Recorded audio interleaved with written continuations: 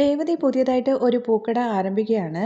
അതിന് വന്നിട്ട് അതിന്റെ പൂജകളും കാര്യങ്ങളൊക്കെ ചെയ്യുന്ന സമയത്ത് ലക്ഷ്മി പറയുന്നുണ്ട്, നീ പഠിപ്പെല്ലാം നിർത്തി എന്റെ കൂടെ പൂ കെട്ടാൻ വേണ്ടി തുടങ്ങിയ സമയത്ത് ഞാനും നിന്റെ ലൈഫ് എങ്ങനെയാവും എന്നുള്ള കാര്യം ആലോചിച്ചിട്ടുണ്ടായിരുന്നു. എന്നാൽ ഇപ്പൊ എനിക്ക് നല്ല വിശ്വാസമുണ്ട് നീ ഇതില് മുന്നേറി വരുമെന്നും അതിന് സച്ചി നിനക്ക് തുണയായിട്ട് ഇരിക്കും എന്നുള്ളൊരു ആശ്വാസം തനിക്കുണ്ടെന്നൊക്കെ പറഞ്ഞിട്ട് ലക്ഷ്മി ഭയങ്കരമായിട്ട് സന്തോഷിക്കാണ് കേട്ടോ. ആ സമയത്താണ് ചന്ദ്രമതി ലക്ഷ്മിയെ നോവിക്കുന്ന രീതിയിൽ ഇങ്ങനെ സംസാരിക്കുവാണേ. ചെറിയൊരു പൂക്കട തുടങ്ങിയതിനാണ് മകളെ കുറിച്ചിട്ട് ഇങ്ങനെ പുകഴ്ത്തി സംസാരിക്കുന്നത്. ഈ പൂക്കട വെച്ചിട്ട് ഏത് രീതിയിൽ മുന്നോട്ട് വരും എന്നുള്ള കാര്യമാണ് നിന്റെ അമ്മ ഈ പറയുന്നത്.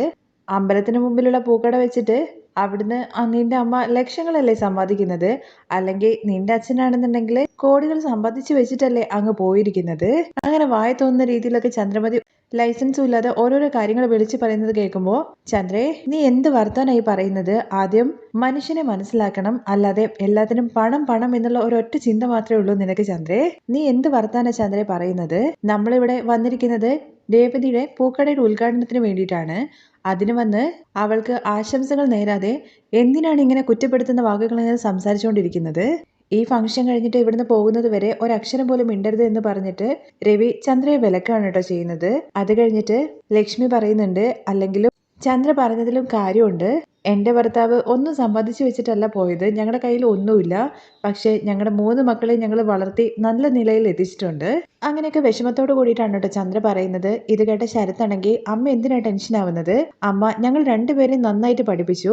അതുപോലെ തന്നെ ചേച്ചിയാണെന്നുണ്ടെങ്കിൽ ഇപ്പൊ സ്വന്തമായിട്ട് ഒരു ബിസിനസ് ആരംഭിക്കുകയും ചെയ്തു. ചേച്ചിയും സന്തോഷമായിട്ട് തന്നെയാണ് ഇരിക്കുന്നത്. ഇതിൽ പരം നമുക്ക് വേറെ എന്താണ് അമ്മ വേണ്ടതെന്നൊക്കെ ചോദിക്കുന്നുണ്ടേ. ഉദ്ഘാടനമൊക്കെ കഴിഞ്ഞതിന് ശേഷം നമ്മുടെ ലക്ഷ്മിയും അതുപോലെ ശരത്തും കൂടി ചേർന്നിട്ട് വീട്ടിലേക്ക് പോവാണ് കേട്ടോ ചെയ്യുന്നത്. വീട്ടിലെത്തിയതിന് ശേഷം ലക്ഷ്മിയാണെന്നുണ്ടെങ്കിൽ ചന്ദ്ര പറഞ്ഞ കാര്യങ്ങളെ കുറിച്ച് തന്നെയാണ് ആലോചിച്ചുകൊണ്ടിരിക്കുന്നത്. അതേസമയമാണ് നമ്മുടെ രേവതിയുടെ അച്ഛന്റെ ഫ്രണ്ട് ലക്ഷ്മിയുടെ ഫോണിലേക്ക് വിളിക്കുന്നത് കേട്ടോ.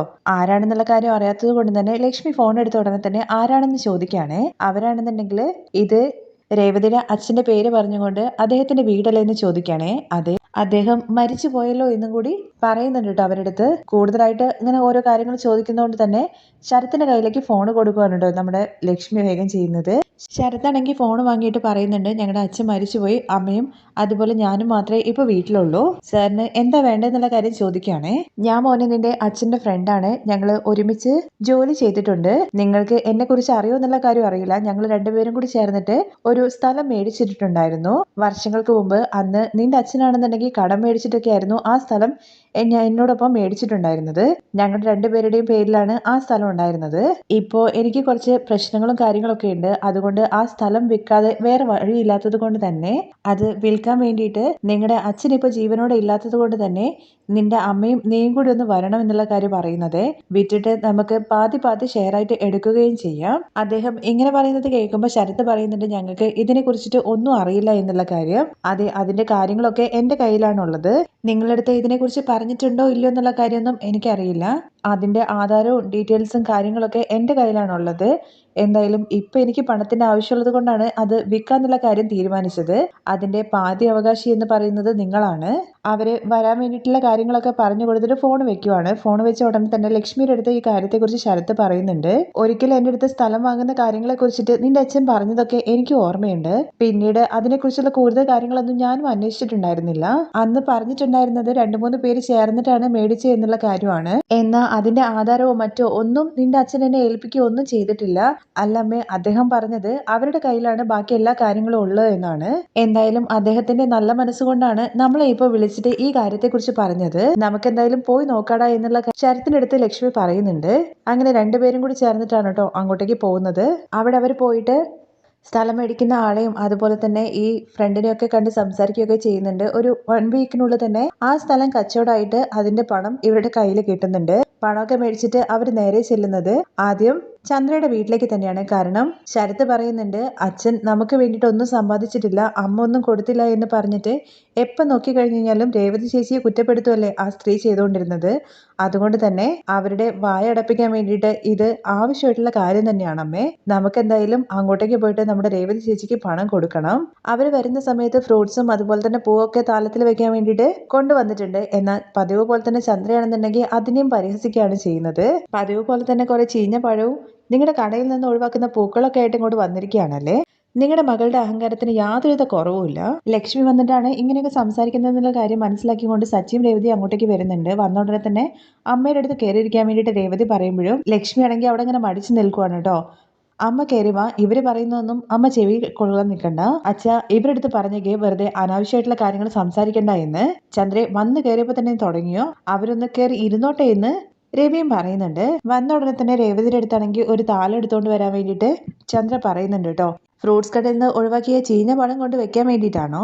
അതുമാത്രമാവില്ലല്ലോ, നിങ്ങളുടെ കടയിൽ നിന്ന് ഒഴിവാക്കുന്ന പൂവും കൂടി ഉണ്ടാവാനുള്ള സാധ്യത ഉണ്ടല്ലോ എന്നൊക്കെ പറഞ്ഞിട്ട് ചന്ദ്ര ഇങ്ങനെ പരിഹസിക്കുമ്പോഴേക്കും രവിയാണെങ്കിൽ ചന്ദ്രയെ നോക്കി പേടിപ്പിക്കുന്നുണ്ട്. പിന്നെ ചന്ദ്ര മിണ്ടാതെ അവിടെ ഇരിക്കുവാണേ. രേവതി അപ്പോഴേക്കും താലം പോയിട്ട് എടുത്തോണ്ട് വരുന്നുണ്ട്. താലത്തിനകത്ത് ഫ്രൂട്ട്സും അതുപോലെ പൂവും അതിന് കൂടെ 10 ലക്ഷം രൂപയും കൂടി ചേർത്ത് വെക്കുന്നുണ്ട് കേട്ടോ. പണം വെച്ചതിന് ശേഷം സച്ചിയുടെ അടുത്തും അതുപോലെ രേവതിയുടെ അടുത്തും ഇവിടേക്ക് വന്ന് നിൽക്കാൻ വേണ്ടി പറയുകയും അവർക്ക് നേരെ ഇത് നീട്ടുകയും ചെയ്യാണ് കേട്ടോ. രേവതി, നിനക്കെന്ന് വിചാരിച്ചിട്ട് എനിക്ക് പ്രത്യേകിച്ച് ഒന്നും ചെയ്യാൻ വേണ്ടി കഴിഞ്ഞിട്ടുണ്ടായിരുന്നില്ല. നിന്റെ കല്യാണത്തിന്റെ സമയത്താണെന്നുണ്ടെങ്കിൽ ഈ അമ്മയെ കൊണ്ട് കാര്യമായിട്ട് ഒന്നും ചെയ്യാൻ വേണ്ടി സാധിച്ചില്ല. എന്നാൽ ഈ പണം നിന്റെ അച്ഛൻ കാരണമാണ് നിനക്കിപ്പോ വന്നിരിക്കുന്നത്. അങ്ങനെ ആ പണം അവർക്ക് നേരെ നീട്ടുന്ന സമയത്ത് ഇതെന്താ അമ്മ ഇത്, അമ്മയ്ക്ക് എവിടെ നിന്നാണ് ഇത്രയും പണം എന്നൊക്കെ ചോദിക്കുന്നുണ്ട് കേട്ടോ രേവതി ഭയങ്കര ടെൻഷനോട് കൂടിയിട്ട്. അപ്പോഴേക്കും ലക്ഷ്മിയാണെന്നുണ്ടെങ്കിൽ രവിയേട്ട എന്ന് വിളിച്ചുകൊണ്ട് രേവതിയുടെ അച്ഛൻ ഞങ്ങൾക്ക് വേണ്ടിയിട്ട് പ്രത്യേകിച്ച് ഒന്നും ശേഖരിച്ചു വെച്ചിട്ടുണ്ടായിരുന്നില്ല, പക്ഷേ കുറച്ച് സ്ഥലം മേടിച്ചിട്ടുണ്ടായിരുന്നു. അതും അവരുടെ ഫ്രണ്ടുമായി ചേർന്നിട്ടായിരുന്നു മേടിച്ചിട്ടുണ്ടായിരുന്നത്. ആ ഫ്രണ്ട് ഇപ്പോ ഞങ്ങളെ വിളിക്കുകയും സ്ഥലം വിറ്റതിന്റെ പകുതി കാശ് ഞങ്ങൾക്ക് തരികയും ചെയ്തു. സ്ഥലം വിറ്റത് 40 ലക്ഷം രൂപയ്ക്കാണ്. അതില് 20 ലക്ഷം രൂപ ഞങ്ങളുടെ ഷെയർ അദ്ദേഹം തരികയും ചെയ്തു. ഇപ്പോഴത്തെ കാലത്തും ഇങ്ങനത്തെ നല്ല മനുഷ്യരൊക്കെ ഉണ്ടല്ലോ എന്ന് ഓർക്കുമ്പോൾ ഒരു സന്തോഷം. അതിൽ നിന്ന് കിട്ടിയ 10 ലക്ഷം രൂപയാണ് ഞാൻ രേവതിക്ക് കൊടുക്കാൻ വേണ്ടി വന്നത്. അതുമാത്രമല്ല, ഞാൻ ഇതിനെക്കുറിച്ച് ശരത്തിന്റെ അടുത്തും ദേവുവിന്റെ അടുത്തും ചോദിച്ച സമയത്ത് അവര് പറഞ്ഞത് അവരെ രണ്ടുപേരെയും ഞാൻ നന്നായിട്ട് പഠിപ്പിച്ചു. അതിന് മൊത്തം സഹായം ചെയ്തു തന്നതും രേവതി ചേച്ചിയാണ്.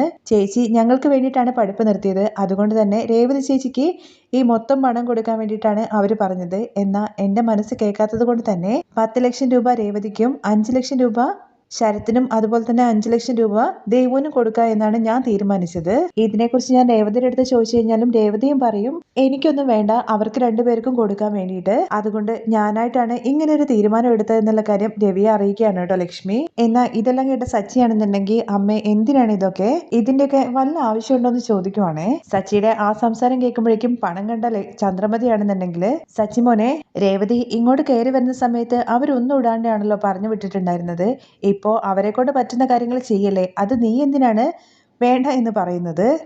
അവരുടെ മകൾക്ക് വേണ്ടിയിട്ട് ചെയ്യാൻ വേണ്ടി വന്നതല്ലേ, പിന്നെ നിങ്ങളുടെ പ്രശ്നം എന്താണ്? അവരെ കൊണ്ട് പറ്റുന്ന കാര്യങ്ങൾ അവർ ചെയ്തിട്ട് പോകട്ടെ എന്നൊക്കെയാണ് ചന്ദ്ര പറയുന്നത്. അല്ലെങ്കിലും കോടികളൊന്നുമല്ലല്ലോ കൊണ്ടു തന്നിരിക്കുന്നത്, വെറും 10 ലക്ഷം രൂപ മാത്രമല്ലേ. ഇത്തവണ നീ വേണ്ട എന്നുള്ള കാര്യം പറഞ്ഞു കഴിഞ്ഞാൽ പിന്നെ നിനക്ക് ഒരാവശ്യം വരുമ്പോഴോ അല്ലെങ്കിൽ അവരുടെ ഭാഗത്തുനിന്ന് തരാൻ വേണ്ടിയിട്ട് ഒന്നും ഉണ്ടാവില്ല. അവളുടെ അച്ഛൻ എന്തോ ഭരിക്കുന്നതിന് മുമ്പ് ചെയ്തു വെച്ച ഒരു പുണ്യം എന്ന് പറഞ്ഞാൽ മാത്രം മതിയല്ലോ. അതുകൊണ്ട് ഇതെങ്കിലും കിട്ടി, ഇല്ലെങ്കിൽ ഇതും കിട്ടില്ല. പണം കാണുമ്പോഴേക്കും ചന്ദ്രമതിയുടെ കണ്ണ് മഞ്ഞളിക്കുമല്ലോ. അതുകൊണ്ട് തന്നെ രേവതിയുടെ അടുത്ത് ഭയങ്കര സ്നേഹമൊക്കെ കാണിക്കുന്നുണ്ടേ. തുടർന്ന് ലക്ഷ്മിയാണെന്നുണ്ടെങ്കിൽ എന്റെ മകൾക്ക് കൊടുക്കാൻ വേണ്ടിയിട്ട് ഞാൻ എടുത്തുകൊണ്ട് വന്ന പണമാണ് ഇത്. ഇതെന്തായാലും തിരികെ കൊണ്ടുപോയിട്ട് ഞാൻ എന്ത് ചെയ്യാനാണ്?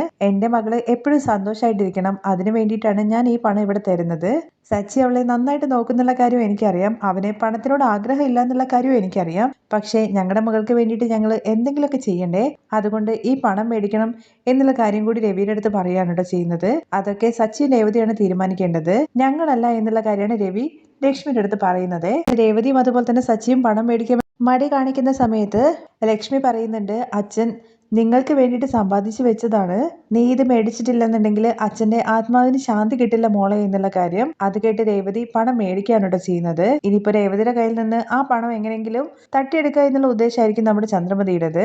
പണം കയ്യിൽ വരുന്നത് വരെ എന്തായാലും രേവതിയുടെ അടുത്ത് നല്ല സ്നേഹത്തോടു കൂടിയൊക്കെയാണ് ചന്ദ്ര പെരുമാറാൻ വേണ്ടി പോകുന്നത്.